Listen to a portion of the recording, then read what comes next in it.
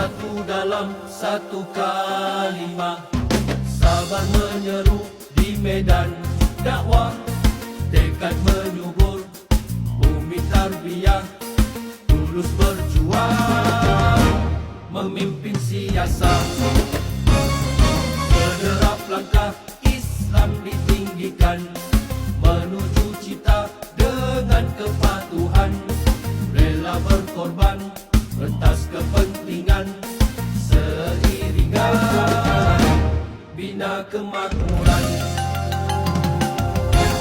Demi perjuangan kita sebarkan salam kedamaian, demi perjuangan kita bangunkan jiwa yang beriman, demi perjuangan beristiqamah tempuh ranjau rintangan, demi perjuangan mengharapkan redha Allah Ar-Rahman.